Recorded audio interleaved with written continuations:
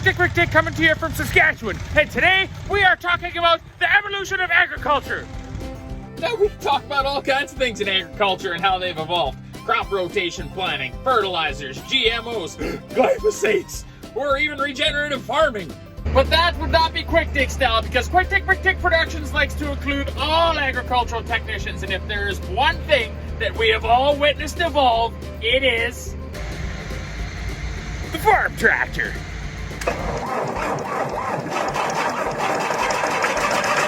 Farm tractor started out as not even a tractor at all. It started out as a kindred relationship between a farmer and a horse who would work tirelessly day in and day out trying to seed and harvest crops. Kind of where the term horsepower came from. Whoa, but then came some challenges, because eventually the horses got wise to the fact that when the farmer came out in the morning that it was time to go to work. So then half the farmer's morning was spent trying to wrangle the bastards in and get them harnessed. Now see, one morning a young guy named Jimmy Picard was leaning on the fence laughing at his old man chasing a bunch of horses around the pen that were trying to avoid going to work. When he saw the steam coming out of his pissed off dad's ears, he thought to himself, well shit, I wonder if we can use that stuff to power a tractor. And the steam engine was born. Now those steamers were a good invention. They took a hell of a long time to start, and from time to time they'd blow up. Kind of like the old lady after you buy a tractor without asking permission for it. Hey Blue Ball. So then we fast forward to a guy named John Charter who was washing his paint-covered hands after painting the porch that his wife had been bitching at him about for the last 2.5 months, and he looked at the gas in his hands and said to himself, why can't we use this shit in a tractor? And the gasoline tractor was born. Now as time went on, slowly but surely tractors evolved, and changes were made to them to make life much simpler for the operator. Now, some gas engines came with a crank start, which still proved to be a bit of a bastard for the agricultural technician, but everyone in the dentistry world loved it, because when that crank came back around and clipped you in the chin, you'd spit at least 2 teeth out every time.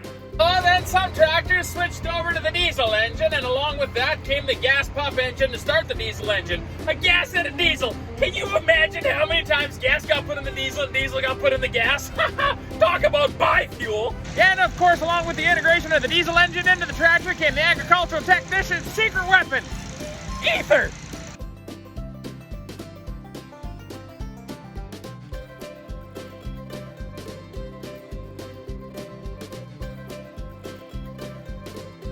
Now, ether helped with the cold start challenge, but created another bigger challenge when it came into the next evolvement in the tractors, which was...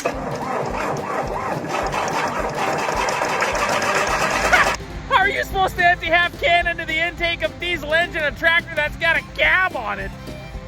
Ah, you young bastards, back in our day we had to do a cab scramble where you'd spray the ether into the intake and make it to the starter on the tractor before all the ether evaporated. But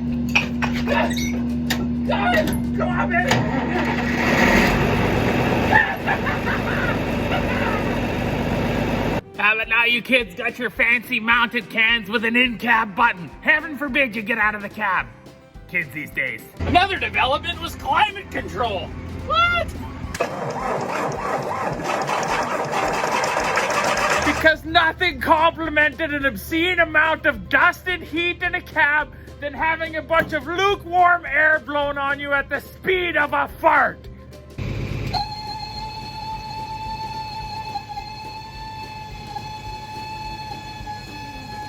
Back in my day, you just took what you got for climate. There was no climate control. Now you kids got all your fancy automatic dials that you set. Now there's many other innovations involving the farm tractor that we could go over, but let us focus on one of the most pivotal inventions to hit the farm tractor since its inception. Of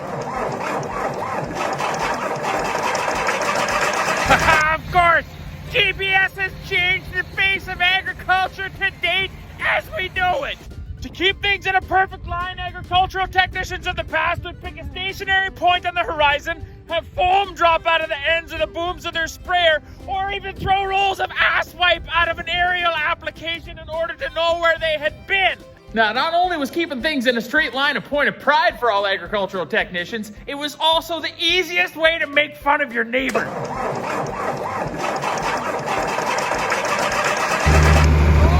Looks like Quick Dick was having a little nap while he was seeding. Oh yeah, what do you got going on over there, Quick Dick? A little bit of shrimp farming?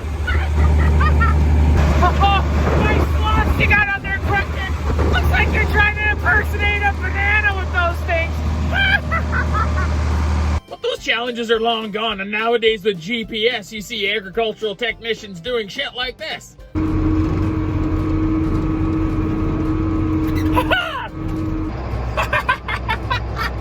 This quick dick guy's hilarious.